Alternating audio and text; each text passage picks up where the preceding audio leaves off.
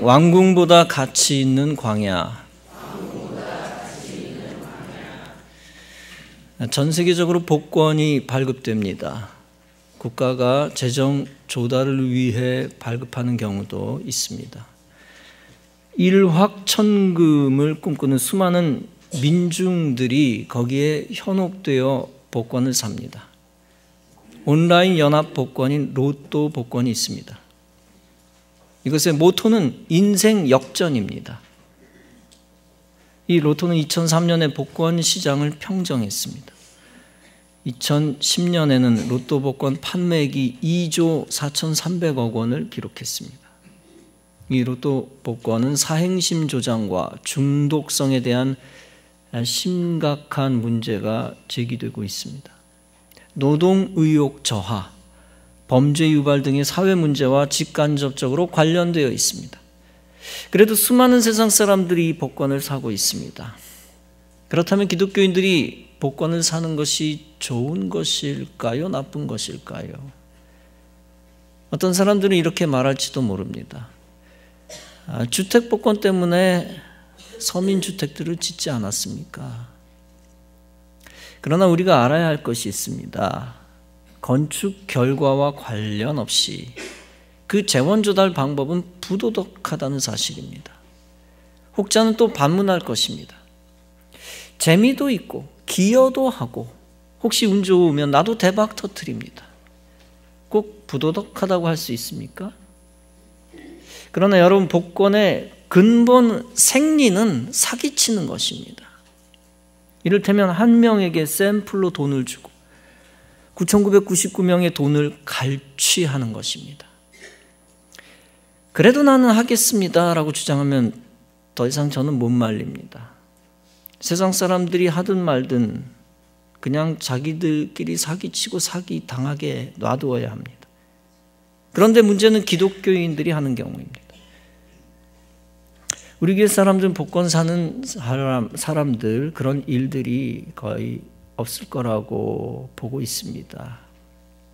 일부러 저에게 복권 샀다고 보고들을 안 해서 제가 모르고 있는 것일까요? 결론부터 말하면 기독교인이 복권을 사면 안 됩니다. 그럼 복권을 사는 다른 교회 교인들이 저에게 따질지도 모릅니다. 복권도 정당한 자본주의 사회의 투자 아닌가요? 구약시대도 제비뽑기로 재산을 나누어 주지 않았던가요? 그러나 또 결론부터 말하면 복권은 자본주의 사회의 투자가 아닙니다. 그냥 허울 좋은 명목으로 거대 권력에 사기당하는 것뿐입니다. 또한 제비뽑기와 같은 공평의 의로움은 전혀 없고 오직 철저한 불공평 정신만 남아 있습니다. 그래도 그것이 기독교적인지 아닌지 알 수가 없다면 공식에 대입해 보면 압니다. 그것을 기도 제목의 공란에 써보면 압니다. 사람마다 새벽 기도 출석하며 10년마다 기도하는 기도 제목이 다양합니다. 주님, 우리 식구가 예수 믿게 해주세요. 주님, 우리 자녀가 성공하고 잘 되게 해주세요. 사업 잘 되게 해주시고 결혼 잘 하게 해주세요. 노력하고 공부한 것이 빛을 발하게 해주시고 합격하게 해주세요. 이런 기도들은 기도의 룰 안에서 정당한 것입니다. 그러나 복권을 놓고 기도하는 것은 신앙적이지 않습니다. 어떤 집사님이 10년 동안 복권 당첨되게 해달라고 기도합니다. 1억이든 2억이든 10억이든 당첨되게 해주세요. 그러면서 10년 동안 꾸준히 복권을 삽니다. 그렇다면 하나님이 그 기도를 기쁘게 들으실까요? 결론부터 얘기하면 그것은 물질을 섬기는 바알 숭배와 다를 것이 없습니다. 단순히 사회가 문제시하는 사행심 때문이 아닙니다. 그것은 기도를 통해서 하나님을 모독하는 것이기 때문입니다. 그러므로 수백 가지 논쟁을 떠나서 기독교인들은 복권을 사지 말아야 합니다. 그리고 더욱이 그 복권이 당첨되기를 기도하지 말아야 합니다. 수많은 사람들이 왜 바알 숭배 같은 제도에 현혹될까요? 어떤 사람이 그 복권 사서 10억에 당첨됐대 말 듣고 솔깃하기 때문입니다. 어떤 사람이 그 복권 사서 100억에 당첨됐대라는 말을 듣고 시험 들기 때문입니다. 가장 강력한 소문은 1000억에 당첨됐대라는 말을 듣고 마수에 빠지기 때문입니다.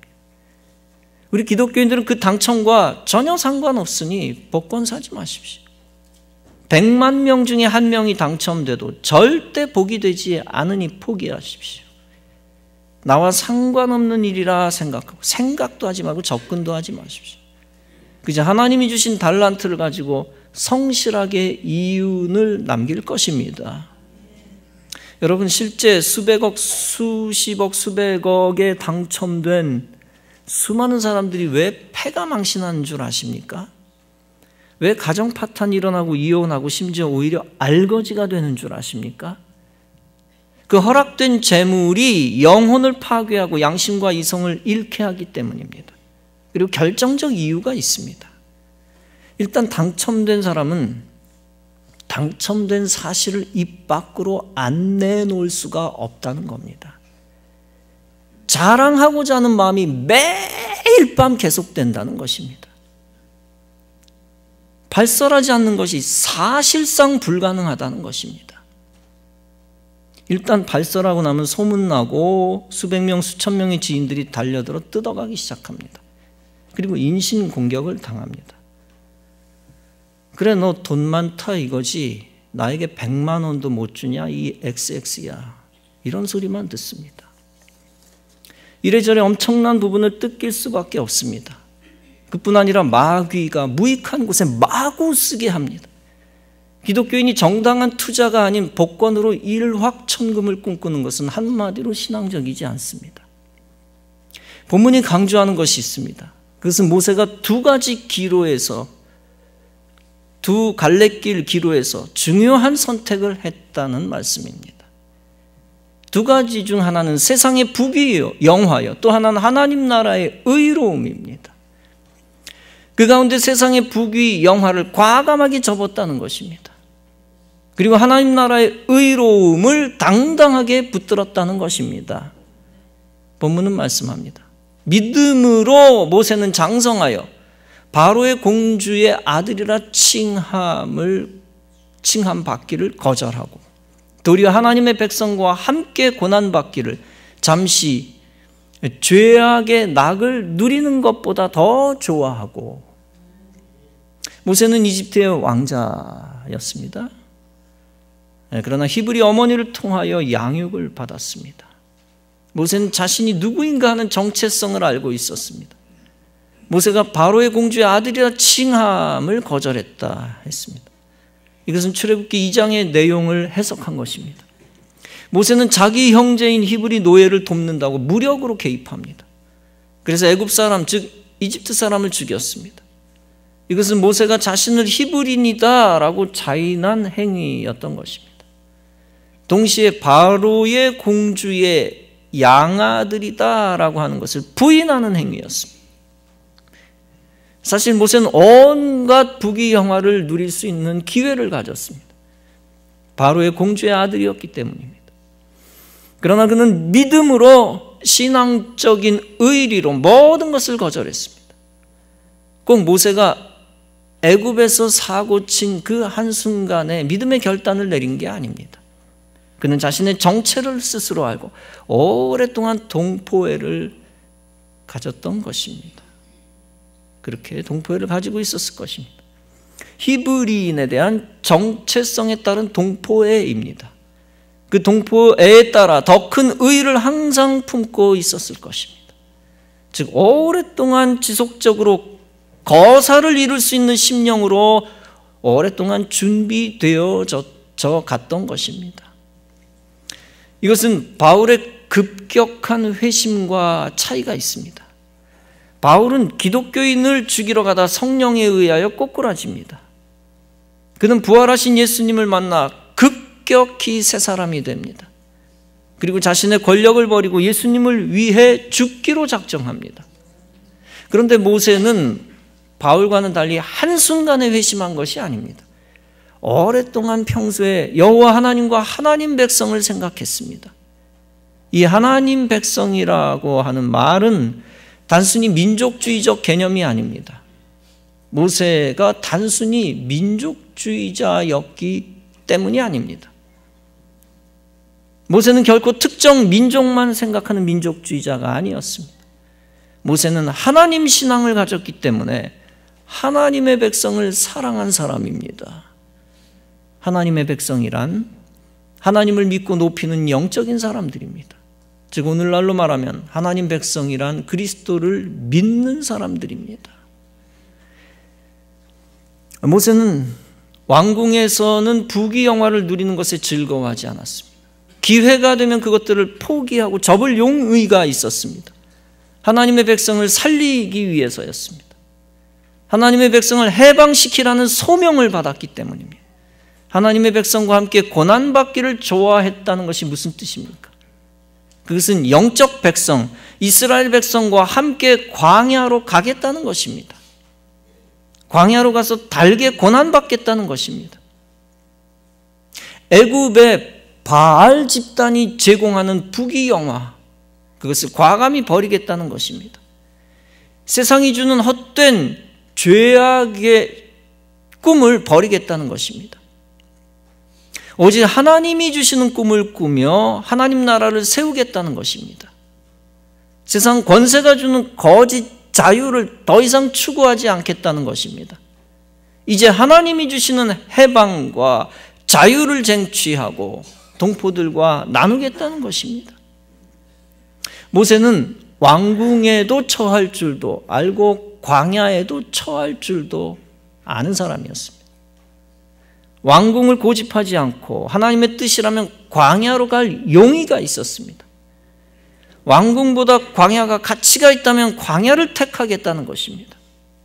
이것은 사도 바울의 신앙 가치관을 떠올리게 합니다. 사도 바울은 빌립보서 4장에서 말씀합니다.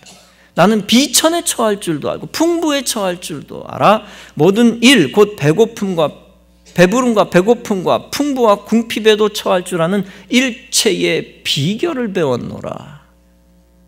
예수님은 산상수훈에서 선포하신 것이 있습니다. 그것은 세상 가치를 넘어서는 천국 가치입니다. 세상 가치가 무엇입니까? 세상에서 귀하다고 여기는 왕궁 같은 것입니다. 내 이익입니다. 진급과 출세와 명예와 재물입니다. 또 건강과 쾌락과 힘과 성공과 승리입니다. 이 세상 가치 자체는 나쁜 것이 아닙니다. 모든 세상 사람들이 원하는 것인데 우리 그리스도인들도 마다하지 않습니다.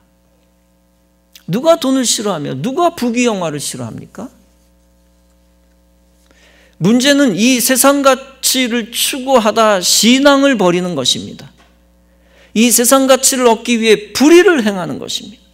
이 세상 가치를 지키기 위해 죄를 짓고 의의를 팔아버리는 것입니다. 진급과 출세와 명예와 재물을 위하여 의의를 팔아버리는 것입니다. 또 쾌락과 욕망을 위해 정의를 짓밟는 것입니다. 가장 극단적인 예이지만 돈에 눈이 멀어 살인을 저지르는 것입니다. 돈에 눈이 멀어 마귀에게 사로잡혀 가장 사랑하는 사람을 살인하는 것입니다.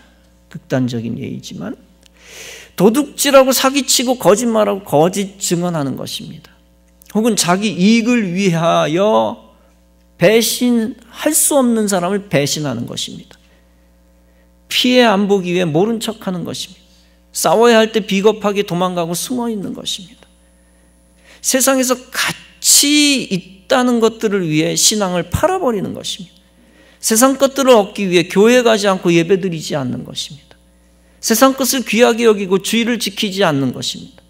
세상 것들을 얻기 위해 주님께 드려야 할 물질을 드리지 않는 것입니다. 또 물질뿐만 아니라 세상 사람을 얻기 위해 신앙을 버리는 것입니다. 힘 있는 자를 얻기 위해 부정직하게 물질을 사용하는 것입니다. 더 나아가 권세자의 마음을 사기 위해 믿음을 버리는 것입니다. 이때 예수님은 강력하게 세상보다 가치 있는 천국을 말씀하십니다.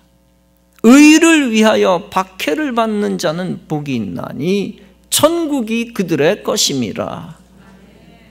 나로 말미암아 너희를 욕하고 박해하고 거짓으로 너희를 거슬러 모든 악한 말을 할 때는 너희에게 복이 있나니 기뻐하고 즐거워하라. 하늘에서 너희의 상이 큼이라.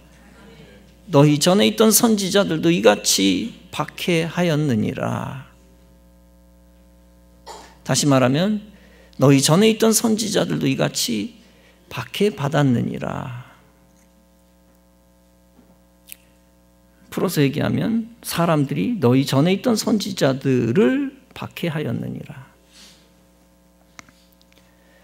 의를 위하여 박해받는 대가를 감수할 수 있어야 한다는 것입니다. 광야의 자유를 위하여 왕궁의 권세를 포기할 수 있어야 한다는 것입니다. 다시 말하면 사명을 위하여 세속적 욕망도 포기할 수 있어야 한다는 것입니다.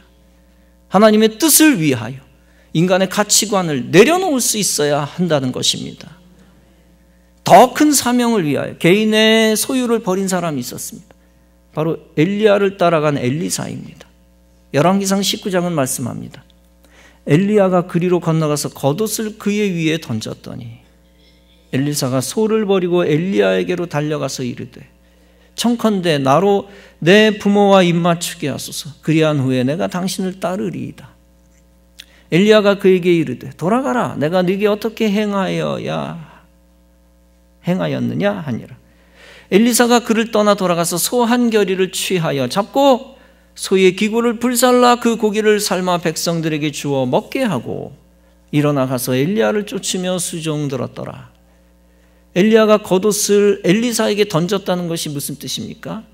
그것은 자신의 직무를 대신하라는 부르심입니다. 엘리사는 그 부르심의 높은 가치를 알고 자기 소를 버립니다. 그 가치를 강하게 알수록 더욱 빠르고 즉각적으로 부르심에 응답합니다. 보통 대부분의 사람들이 직분자나 사명자로 부름받을 때 이렇게 대답합니다. 기도해 볼게요. 이 기도해 볼게요 라는 말이 신앙적이기도 하지만 그렇지 않기도 합니다. 믿음의 말일 수도 있지만 전혀 반대일 수도 있습니다. 정말 소명의 가치를 확실히 알면 더 이상 비교 분석할 일이 아닙니다. 비교 분석할 일 없습니다. 기도해 볼게요. 며칠만 주세요. 한 달만 주세요. 라는 것은 불확실하다는 것입니다. 기도한 후에 순종하면 다행이지만 기도해 봤더니 아니더라 하면 어떻게 합니까? 내 이해 타산이 많아 머릿속에서 떠나지 않아 기도를 핑계댄 것이 많습니다. 예수님의 제자들이 부름받았을 때 즉각 그물을 버리고 따랐습니다. 이처럼 엘리사가 위대한 것은 즉각적으로 엘리야를 따랐다는 것입니다.